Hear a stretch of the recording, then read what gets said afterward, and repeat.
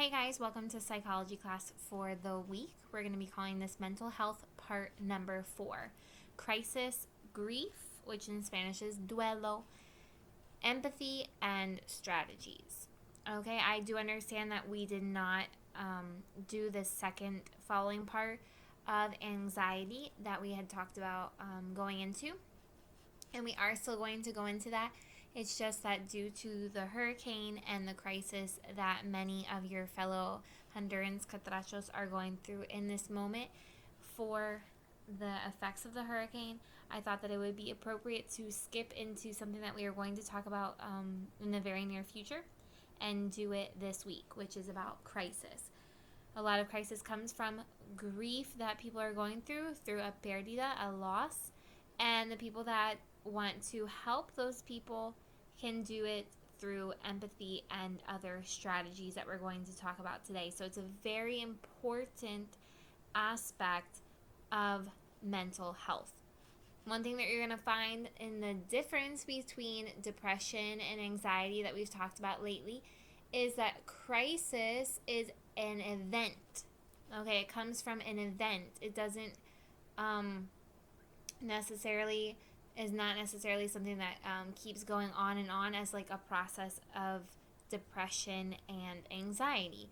However, don't get confused because there is a huge process for crisis. And if the person does not go through that process with the success of healing from the crisis and from the grief, then it can turn into depression or anxiety or other mental health problems in the future. So it is a very important aspect of mental health that needs to be studied and talked about. So let's get into it today. It's important to take notes. There's only one video that's associated with this lesson today, and then after taking notes, you'll answer some response questions, and that will be your mental health activity for the day. So remember that we're talking about a few areas of mental health that we need to dig into deeper. We've talked about depression, we've touched stress a little bit, and we've talked about anxiety, and we're not done talking about anxiety, but now we're finalizing with the other two today of crisis and grief. Okay, so I hope that you're already seeing, and I know you're going to see it even more after today's presentation, that all of these 5 areas of mental health are really connected to each other. And one can feed one, and another one can feed another one. And so it does teach us the importance, guys, that taking care of mental health is super, super important, right? And unfortunately, it's also an area that you have to have a lot of discernment in, which is why I think it's a great opportunity to talk to you about it through a biblical perspective, because when you are in different universities or in different schools or on the internet, you're going to find a lot of philosophies on how to deal with mental health. And if it's not based in Christ, then we as Christians should not be playing around with that kind of thing, right? You know, we talked about it before that the lady that we have been listening to is not whether or not she's a Christian, we obviously don't know, but is she giving advice that's biblically based? No. So what do? We use discernment, right? We use discernment because there are things that she has learned that are going to help. But we have to filter it through whether or not Christ would approve of that method of dealing with things, okay? Which is why I like her, because she's very practical. The videos that we've been watching are very practical. And so there are some practical things that we can learn. Remember the guy that came from building the camera for NASA? I remember you guys had a lot of discernment to say, hey, but you don't mention God in anything that you say. Okay, did we still learn things from him? Yes, we did. We learned scientific things from him. We can learn scientific things from a psychologist. But don't ever forget your base. Okay, don't ever forget your base, because your base of the Bible and the Holy Spirit inside your heart is going to tell you when wisdom and advice and knowledge is being given to you, and whether or not it's something that as a Christian we should apply to our life or not. or that we should learn from, keep it in our knowledge bank, and use it to help other people, to say, look, be careful of this. The world is going to tell you to deal with things this way, but Christ doesn't want you to be blinded by those things. Satan wants you to be blinded by those things. Christ wants you to see the hope here. Okay, because worldly philosophies and worldly strategies a lot of times can lead to what? To being more and more blinded of the hope of Jesus Christ, right? Because that's what Satan's purpose is. So be careful that when you dig into these things of mental health, that you always keep Christ as your foundation. I say that because we all need to be developing our discernment all the time. But I do want to take a second to say that you guys show me every time you have a project, and every time that we talk about certain things, that your base is strongly in Christ. Because your psychology videos and the way that you talk about different themes for the impromptu speeches and everything show where you're filtering your information from. And I'm really, really excited for you for that. So my encouragement then is, don't lose that foundation when you walk out of the Christian environment that you're in. Okay, so always keep that discernment aspect. So here we go. Let's dive into crisis and grief.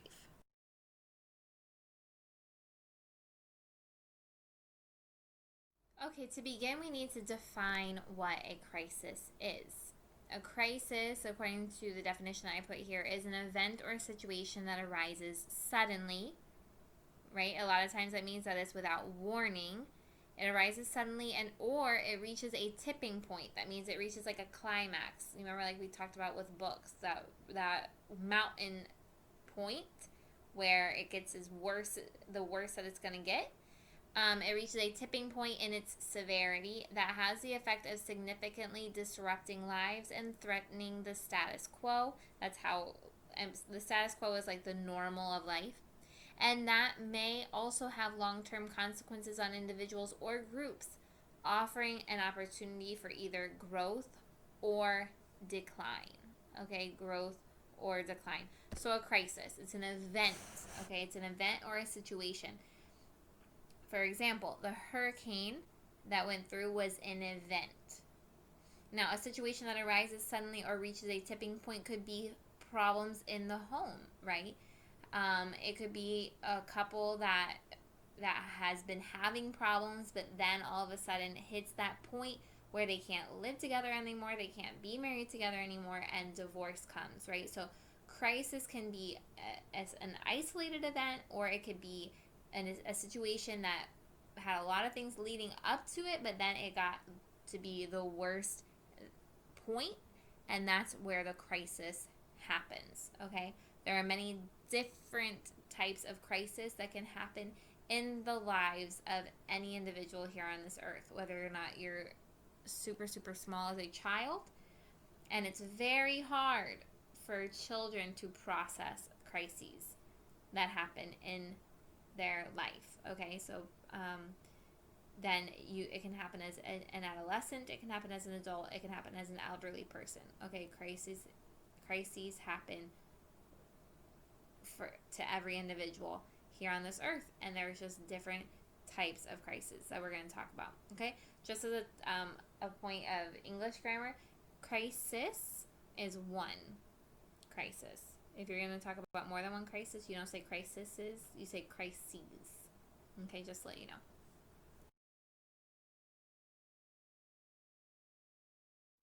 Okay, so to define a crisis, there are also qualities of a crisis. Number one, the one quality of a crisis is it's unexpected. Okay, it occurs unexpectedly or reaches a new threshold suddenly. It produces shock, and it triggers an immediate and powerful reaction. Okay, so a crisis is like a boom, an explosion inside your life, right? And so at the end of the lesson, I am going to ask you to think about a crisis that has happened in your life. I'm not going to ask you to describe the crisis, believe me. So no, don't worry about that. If you do in your response, use the description of your crisis as part of your response, that's totally fine. Okay, but it is not necessary. Because a lot of times people don't want to go back to what happened in their crisis. Okay, and that's okay. Because you're going to learn in this lesson today that everyone deals with their crises differently. Okay, but do start to look for what has been a crisis in your life, because we all have had one to an extent. I'm sure. Okay. Number two, it creates instability. That means that whatever was solid, once was stable, is no longer that way. And things that could be trusted before cannot be trusted now. Okay, so if you trusted um, that things were one way, and now they're not going to be that way. For example, if we're going to use the hurricane, you trusted that, when it rained, that you wouldn't have to leave your home. When it rained, that the river wouldn't overflow. When the river flooded, it wouldn't fill your whole city up and take away your home, right? So you trusted certain things, and now they can't be trusted anymore. So for example, the children, especially that have just gone through this hurricane, the next time it rains, they're going to be preocupados, right? The next time it floods, they're going to be preocupados. The next time they see a hurricane coming, they're going to be preocupados. And so it creates a trauma. It creates a reaction. And so it creates an instability in your life that you're going to have to heal from. Number three, nothing is familiar, predictable, or controllable. So you now have no more familiar, no more predictable, no more controllable. A lot of people right now are displaced. They're not in their home that they can control, that they can predict, that's in their own environment, in their own factors. They're in somebody else's home. They're in a shelter. They don't have their things. They have to have donated things, right? So they're outside of the familiar, the predictable, and the controllable. That is the quality of a crisis. How about family issues? Right? That would be the same thing, but we're going to talk about that in the next slide. The definition of a crisis, you've seen the quality of a crisis. Just stop and think about, what are some causes of a crisis in one's life?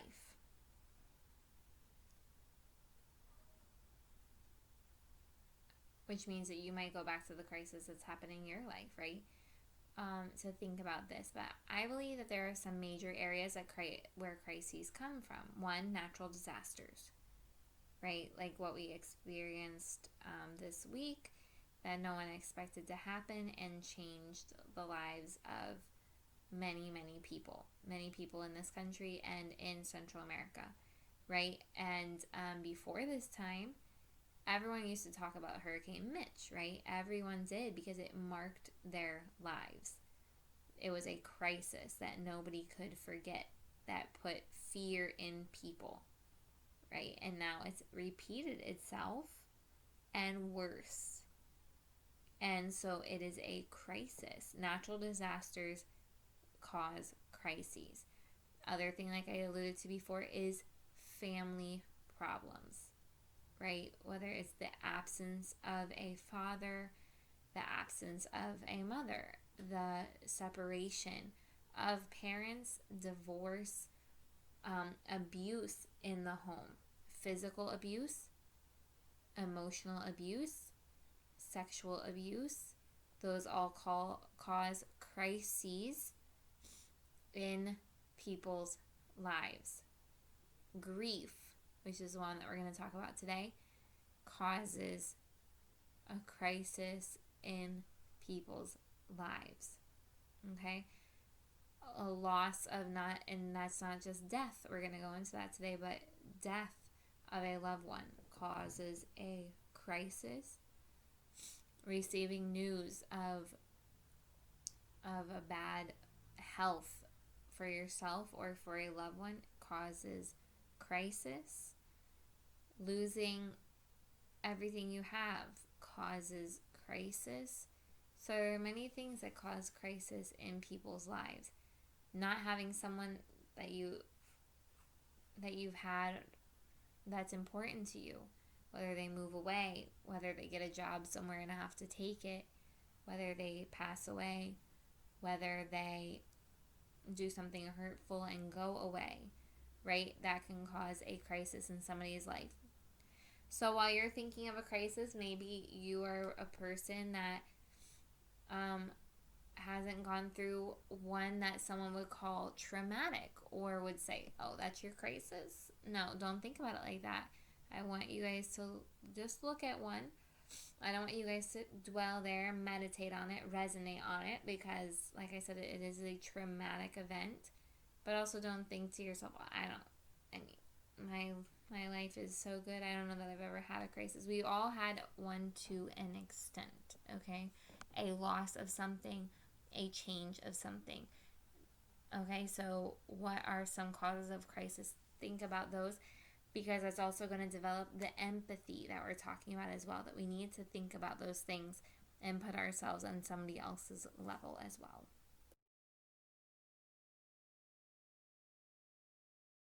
We're going to talk about some significant symptoms in a crisis that you're going to see in people going through a crisis. They're going to be feeling tired and exhausted. They're going to have a feeling of giving up. They're going to have a feeling of inadequacy. They're going to have a feeling of confusion. They're going to start to experience physical symptoms. They're going to have a feeling of anxiety. The physical symptoms, pardon, I just skipped over that without saying anything, but that's like pain in your body, pain in your neck, pain in your back, not sleeping well, so headaches and different stuff like that, pain in a lot of different places. It could be in your stomach. They could always feel sick. They could always feel like they're ready to vomit. Okay, there's going to be physical symptoms. Feeling of anxiety, disorganization of functioning in your relationships, in work, in school, in family, in social. Okay, those are your friends, different stuff like that. Disorganization in your social activities. So all of a sudden their life is a mess, and those can be symptoms of a crisis. You need to understand, I'm about to show you a really good image to understand it, but it's a process for someone to go through a crisis. A crisis is a huge change in their life. It doesn't automatically wake up the next day and they have healed from what has happened. Okay, so it's important to understand that, look, I keep going back to the hurricane. That's the point, is to use that to show you how hard it is for people to go through a crisis. You're watching it right now. It's hard to watch. Imagine being in it, right? Okay? Those people, even when they go back into their home, even when their homes are clean, etc., etc., they're still going to be going through the process of their crisis. And people need physical help as well as emotional help during these things. People may look fine after a crisis, but inside they're not, because they're still going through the process of healing from a crisis.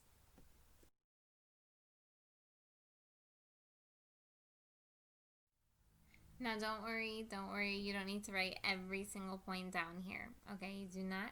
You're gonna see that I switch between English and Spanish in this presentation as well. When you see these, you don't have to write down every word, or you don't have to write down every word and everything that I'm saying either. But it's full of information. Okay, I just want to show you a breakdown in the difference in conduct, the change of conduct in a person going through a crisis. And so this is the breakdown for a child from the ages of 2 to 8. Do you see that in the title? Manifestaciones conductuales ante la crisis niños entre 2 y 8 años. Okay, so you're going to see this in everyone, okay? But it's specific to them to say, like, okay, look, on the left-hand side, these are your normal symptoms. This will happen after a crisis. But you need to worry and maybe need professional help to deal with it when the things on the right hand side become very significant as part of their life. Okay, so like let's look at them. Normal symptoms would be like they have difficulty sleeping. They don't want to go to bed at the time that they're supposed to go to bed. They have difficulty getting tired. They don't want to sleep alone. That's a huge thing for a crisis. They don't want to sleep alone. And they wake up a lot of times in the middle of the night, right? The next one, that they get very, very alert. So I mean, they're just like sensitive. They're jumpy. We would call that in English. Okay, they get excited easily about different things. Very touchy, and they have a huge dependence in an adult. Okay, somebody that has gone through a crisis will become very dependent of having an adult near them that they trust. They have difficulty managing their emotions, so they get irritated easily, very, very, very angry. They get scared. They get troubled. Again, they don't want to be alone. They get scared easily, and like it doesn't even appear to have a motive, and they can just cry for anything, right? Then also they get dizzy. They get headaches. They could vomit. They could get fevers. They could get very, very pale, and their general physical look starts to look like it's sick. Okay, that's a child going through a crisis and processing it. When to start to worry that it's going to turn into depression, anxiety, something a traumatic event that they can't heal through without other help, is when you're going to see them lose their appetite for a long period of time, and they just start to lose weight, okay, because they can't eat anything, okay. If that goes on for like a week, then that's going to be okay for a kid, but if it goes on longer, then it's going to affect their health, right? That they have recurrent nightmares is a problem. That their capacity to play things is thrown off, right? They don't want to play. They play aggressively. They play differently than they played before. Look what it says right here. They have interference. They can't. They can start to go to the bathroom. They can.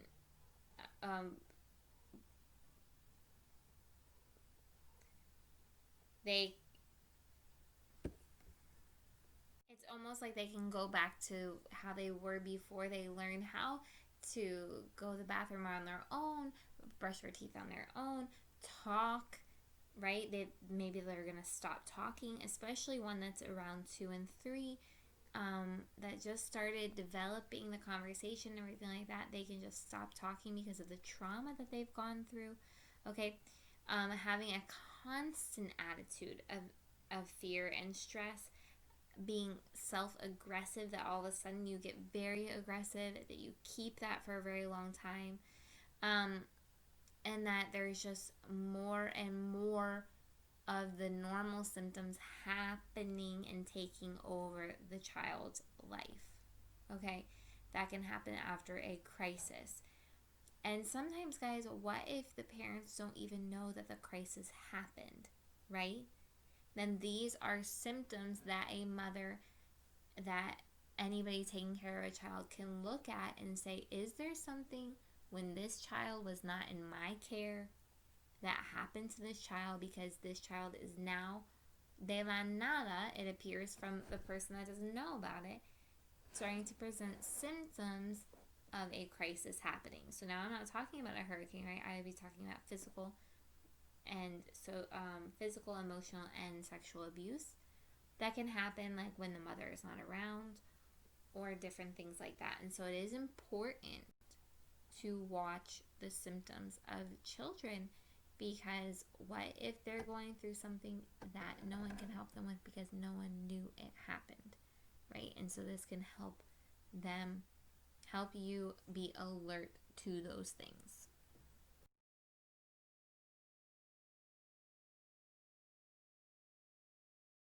To see even more symptoms for a child of 8 to 12, because as they were developing more and more activities in their life at that age, more than a 2 or 3-year-old, then those activities are now going to be interrupted because of a crisis. For example, normal symptoms are, you're going to see a lot of the ones from before. You're going to see difficulty to sleep and interruptions in your sleep, then the difficulty to, but now you're going to see, look, difficulty to concentrate and focus in on your daily tasks. Okay, so remembering your routine in the morning, or getting your homework done, and different things like that. And especially inside school as well, you'll find a kid very distractible, and that could have something to do with a crisis. Again, dependence on an adult. Again, difficulty in managing the emotions. Then you have the physical symptoms as well that we talked about on the last slide. And the games. And then, look, not wanting to go to school. Okay? Not wanting to go to school, whether or not it's because the crisis happened there, or because you don't want, the child doesn't want to do the normal routine anymore, because it doesn't want to be away from the parent, or it doesn't want to be outside of the comfort zone of the home, it doesn't want to be alone. Okay, all different things. When do you need to worry? Again, the loss of appetite, the recurring nightmares, regressive behavior, that's again forgetting how to go to the bathroom by themselves, talking like a baby, and things like that bring them back to a younger age, basically, is what happens. Playing games is different for them. There's a lot of passivity and inquietude, like that they can't be calm anymore, right? Constant attitude of fear and stress. Conflict is getting worse and worse. A rebellious and defiant attitude in front of authorities. All of a sudden their expressions are different. People are noticing that they don't have joy anymore. They don't have happiness anymore, that they're normally sad, that it's not just a one-time thing, that it's just their normal behavior now, right? They lose interest in things, and their participation of playing and of sports and of their daily routines and their social interactions and their friendships. And then the self-hurt, right? That they have ideas of killing themselves and wanting to hurt themselves. And then, again, just seeing the normal symptoms just overtake their life. Okay, again, sometimes it's because things that the parents don't even know happened. And so these are super important to watch for.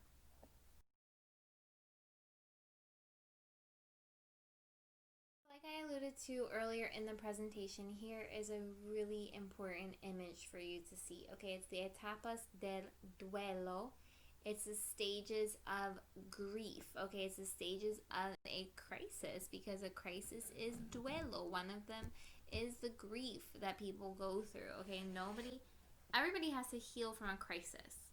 It is grief. It is a loss. Okay, so it starts out with having a crisis, and then it goes to negación. So you have to understand, guys, that before I go through every one of these, this is a process for somebody. And if you want to, I've mentioned that before for mental health, if you want to help somebody go through something that they're dealing with like this, you have to be willing to be committed to a process. You can't expect somebody to just jump from crisis to aprendizaje. Okay? Look, because that's the one that's going up, right? You don't say to somebody the very next day, okay, what are you going to learn from this? God is going to bring something good out of this in your life, right? Yes, you can use that to encourage somebody, and if you have the discernment to say that that's what they want to hear right now. But sometimes you're going to have to wait for them to go through the process and to be there for them and be offering them that hope, right? And teaching them about that hope. But it's never going to be that they go through a crisis and they're ready for the aceptación and the aprendizaje. Boom. Okay, no. You got to let the process take place. Okay? Let me read that, and then I'll tell you, like Miss Karina and I were talking about that just today, actually, before I even wanted to go grabar this, right? You start out with a crisis, and then some people go through negación. Let's talk about losing a loved one, right? The crisis is that the person dies. The negación is that the person doesn't want to accept that they're gone. Okay, they can't accept that they're gone. They don't understand why they're gone. They feel like they need them in their life, and so they don't want to to um to listen to that. Remember in the testimony of the girl whose dad died, she said, "Why are you guys making jokes like that? Don't make jokes like that," right? She didn't want to believe it. Then she passed through the negación quickly, but not everybody does pass through it quickly. And then she moved right on to ira y coraje. Remember, she didn't want to talk to anybody. She was mad. And that's what a lot of people go through with the crisis. Think about the people right now that are going through the crisis with the hurricane. One, they have every reason to be mad too about people, how they're handling it, especially the gobierno and everything like that. But they're mad about the situation. They're mad that they weren't warned. They were mad that they didn't have enough time to prepare. They're mad that it happened. A lot of people get mad at God, right? I remember my mom when my grandma died. I was only 5, so I don't remember it then, but I've heard my mom's testimony. She had died at the same time my sister had been born. Basically around the same time my mom's mom died and my sister was born, right? So my mom was losing her mom, but also she was having her baby. That should have been a joyous moment, but my sister was born with a lot of heart problems. They didn't know she was going to survive or not. And she, even after they brought her home, she was having heart problems and they had to keep taking her to the doctor. And so it was a really unstable time. It was a crisis in my mom's life to have a child born that could be at the point of death, and then have my grandma die at the same time from a long process of cancer. So during that time, people from the church that we go to now came to the house to talk to her about salvation because she was not saved. And she didn't want to hear from them, and she wouldn't let them in the house, and she wouldn't let them talk to her.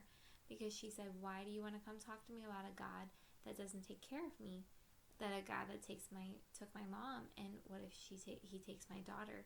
And so she was in her ira stage.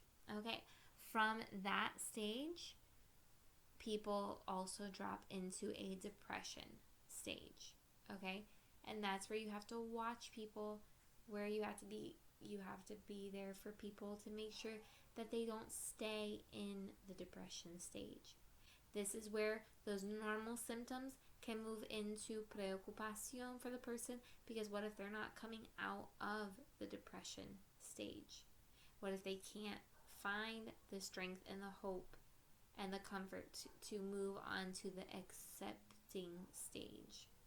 And so they're going to need sometimes professional help, and they definitely need the prayers of people that love them and the support of people that love them, right?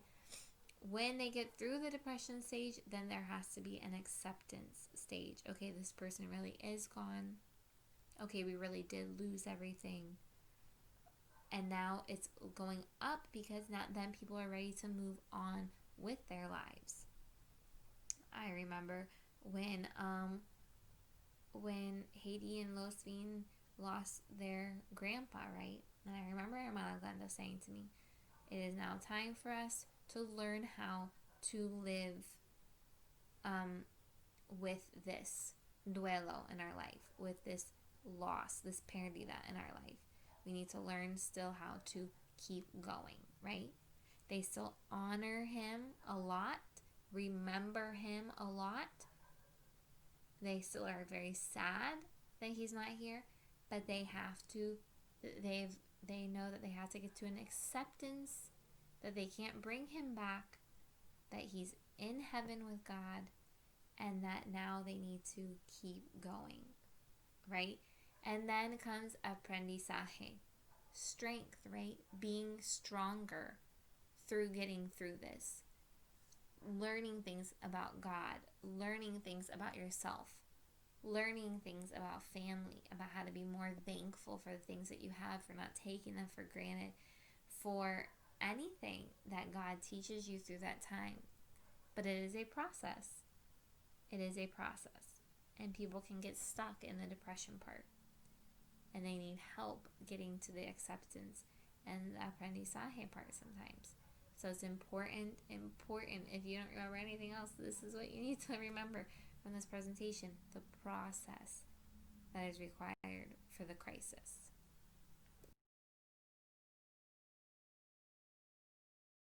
Don't worry, we're going to start picking up the pace here. So now we're going to go into grief. One way that a crisis comes is through the grief that comes from what? A loss, right? It says a reaction, a thought, a feeling, an activity produced as a consequence of the loss of a loved person or thing, accompanied by emotional and physical symptoms. Okay, that is grief. It's the reaction to the crisis. It's the reaction to the loss, okay? It's the thoughts, the feelings, the activities produced as the consequence. So let's see what we're going to talk about in this.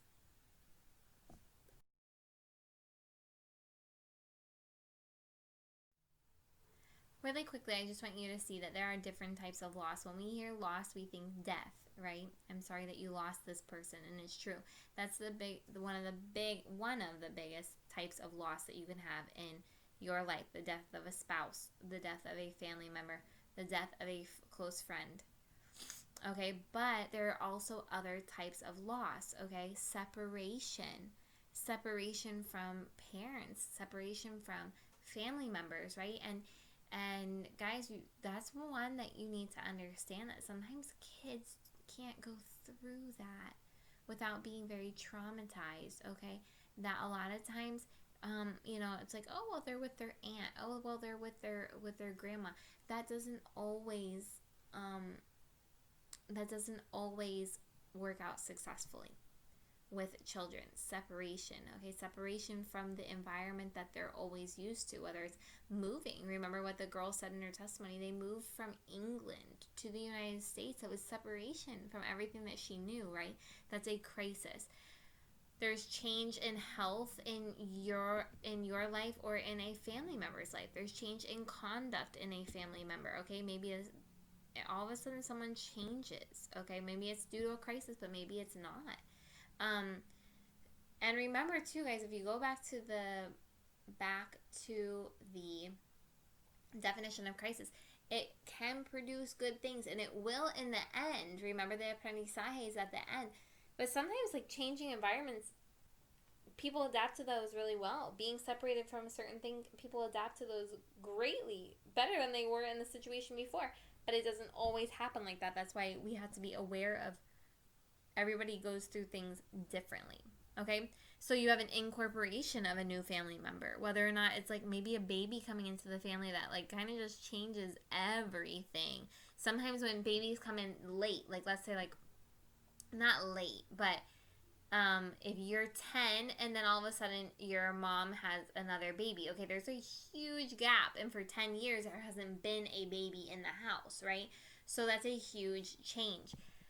Also, what about a stepmother or a stepfather? All of a sudden, there's a new mother or father figure in the home, and that can be a huge crisis. Problems in the home, divorce, irritations in school or in work, like major ones, right? Important modifications in a certain environment that you're used to. Change in economic situation. The hurricane right now, all of a sudden they lost everything that they owned. That's a change in economic situation. Problems in an important relationship, right, that just really messes up your equilibrium in your life. Okay, those are different types of losses.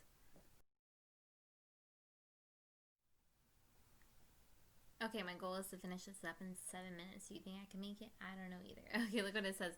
Important things to know about grief. Every loss is difficult to assimilate. The type of loss will determine the form of dealing with the situation. Okay, so every loss is difficult, and the type of loss will determine how you react to it. I remember Hermana Glenda said to me, we knew one day I would lose my dad, but we did not know we would lose him by someone taking his life. That totally changes how someone deals with a death, right? So how the type of loss will determine the form of dealing with the situation. The same thing with, some people might have thought, well, I didn't think I was going to live in that house for the rest of my life, but I didn't know it was going to be washed away by a river flood in a hurricane, right? It's a huge crisis and surprise. Another factor of coping, that's dealing and assimilating with the situation, can be the age of the person assimilating and the significance of the relationship, the person that has been lost, right? Okay? I was very sad when I lost my abuelo, my grandpa. Very, very sad. But I know that that there would be a huge difference between me assimilating the death of my grandpa and me assimilating the death of my father. Okay, there would be still a huge difference. So it depends on the relationship, right? Really quickly through this one, there's feelings connected to grief. That's going to be your sadness, anger, guilt, anxiety, isolated, powerless, shock, relief, insensitivity, fatigue, apathy, and indifference. What is the relief one?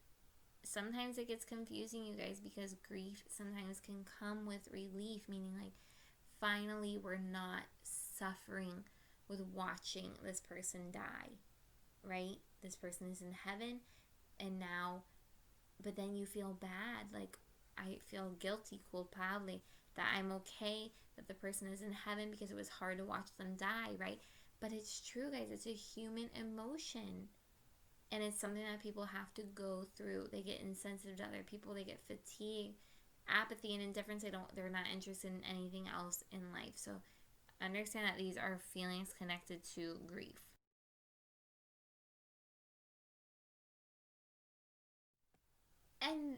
And then it's obviously important for you to understand the physical symptoms as well, like I was telling you before. They can have emptiness in their stomach, oppression in their chest, oppression in their throat, hypersensitivity to sound, difficulty breathing, muscle weakness, lack of energy, and dryness of mouth, among other things too, pain and different stuff like that.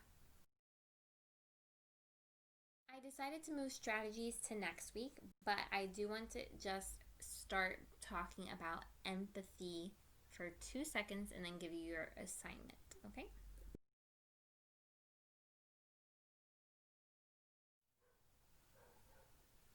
Okay, empathy. Empathy is one of the biggest strategies for helping people through a crisis. First, let's look at the image, then we'll talk about the definition, and this is where we're going to start next week as well. It shouldn't have to happen to you for it to matter to you. Okay? How can we help other people? By understanding them, even though you can't understand them. You know what I mean? Look what it says. The psychological identification with or vicarious experiencing of the feelings, thoughts, or attitudes of another. Okay? Get down on somebody's level. Understand that they're going through something super hard, even if you've never experienced it before and you don't know exactly what they're going through. You can still have empathy. Okay, and then we're going to talk about that next week because that can help us help a lot of people in this world. Here, let me give you your assignment. Your homework today, you're going to show me your notes, and then I want you to answer these 2 response questions. The first one is, think back to a time where you had a crisis or a loss. If you had a friend that really sincerely wanted to help you, how could they have helped you and why? Okay, what I had listened to in some of your psychology videos is that some of you guys had said the people in my life didn't react the way I needed them to. Maybe they thought they were reacting the way that I needed them to, or the best way that they knew how, but it wasn't really helpful. Or sometimes it hurt more than helped, or sometimes it made the situation worse, right? So I found that interesting and sad, and also, it's understandable. We're human. We don't know how to help people sometimes, right? And really, we're going to talk about it here in psychology class. I know I promised it now twice. It's not always somebody's job to help. because that's God and the Holy Spirit. And we cannot, when we're going through a crisis, we cannot become dependent on another human being, because that's only going to hurt us in the future. Okay, but God has put people in our lives to help us. So help, yes. Dependence, no. And so it would be interesting to know your perspectives and for you guys to think about it. Okay, then if you were the friend or the family member or somebody that sincerely wanted to help, what could that person have done and why? And maybe you had somebody like that, so you can just describe what they did, and that's perfect, okay? And then the next question is, if you were someone who just lost everything in the hurricane, describe what your reaction would be. Okay? And you're like, well, Miss Jessica, I don't know. I didn't go through it. Yeah, I understand that. But empathy. Put yourself in their shoes. What would your reaction be? Okay? I want you to answer with 5 sentences for each one. Thank you so much. Have a great